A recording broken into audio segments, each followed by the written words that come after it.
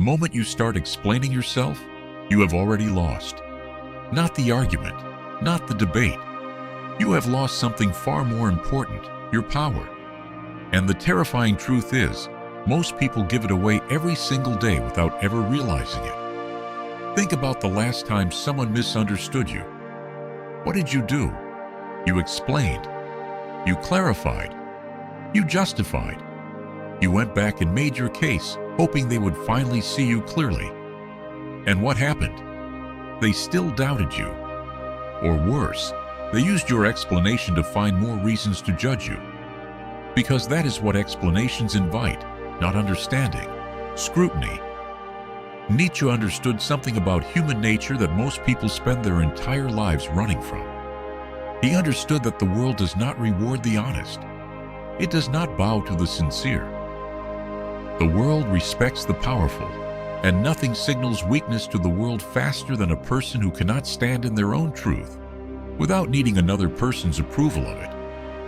This is not a lesson about arrogance. This is a lesson about survival. There is a type of person in this world, you know them, who always feels the need to explain. They over-apologize. They over-clarify. They send the long message when no message was needed. They reappear after they've already said goodbye, just to make sure the other person understood why they left. And every single time they do this, they think they are being understood. What they are actually doing is handing over control. They are giving whoever is listening a map to their insecurities, a key to their doubts, and an invitation to push back. Nietzsche called this kind of behavior slave morality. Not because those people are weak in spirit, but because they have been conditioned to believe that their worth depends on being approved of, that their choices only become valid when someone else validates them, that their pain only becomes real when someone else acknowledges it. This is the invisible cage, and most people build it around themselves before the world even gets a chance to. Here is the hard truth that nobody wants to say out loud. Most people who demand your explanation are not looking for understanding. They are looking for ammunition. When someone says, "Explain yourself," what they are really saying is, "Convince me." And the moment you accept that invitation, you have already placed them above you. You have made them the judge and yourself the defendant. You have turned your life into a courtroom where you did not commit a crime. Strong people do not explain. They decide. They act. They move. And when the world turns and asks why, they let the silence answer. Because the lion does not explain itself to the sheep, not out of contempt, but because the lion understands something the sheep do not. That explanation is only necessary when you believe you owe someone the truth of your interior world. And you do not. You never did. Look at the people in your life you respect the most. Not the ones who are the loudest. Not the ones who always have the perfect defense ready. Look at the ones who simply do what they do and remain unmoved by the noise around them. There is something magnetic about a person who needs no one's permission to exist. A person who makes a decision and does not circle back to explain it to everyone who is inconvenienced by it.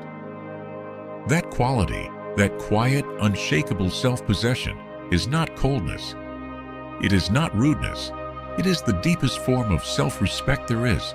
Nietzsche wrote that man must become what he is, not what others want to interpret him as, not what the crowd feels comfortable calling him, what he is. And the path to that, the painful, lonely, necessary path, requires you to stop outsourcing your identity to the reactions of other people. Here is where it gets darker. Because the need to explain yourself is not just about other people. It is about you. It is about the part of you that is not yet fully convinced of your own choices. The person who is absolutely certain does not explain. They do not need to. Explanation is what uncertainty does when it gets afraid of judgment. When you find yourself about to write that long message, about to call and justify your decision, about to defend your boundaries to someone who crossed them, stop and ask yourself, am I explaining this for them? Or am I explaining this because I am not yet at peace with it myself? That question will change you. Because here is what Nietzsche knew. The examined life, the life of genuine self-mastery, is not one where you are free of doubt. It is one where your doubt is yours. It lives inside you. You process it internally, you wrestle with it in the dark, and you come out the other side with a decision that belongs to you completely. That process should not be performed for an audience. Your becoming is not entertainment. Your growth is not public property. There is a particular kind of person who will always demand your explanation. They are often the ones who feel the most threatened by your silence. Your silence to them is an accusation. Your peace is a judgment. When you stop needing to justify your choices to them, they become desperate to understand why. Because if your choices need no justification, then perhaps the ones who needed justification all along were their own. Your self-sufficiency is a mirror they did not ask to look into. And so they will push. They will say you are arrogant, that you are distant, that you have changed, as if change were a betrayal and growth were a crime. Let them say it. The cost of your silence is their temporary discomfort. The cost of your explanation is your permanent diminishment. There is one more dimension to this that cuts the deepest. Nietzsche spoke of the will to power, not power over others, but power over the self. The ability to author your own life without constantly asking the world to co-sign it.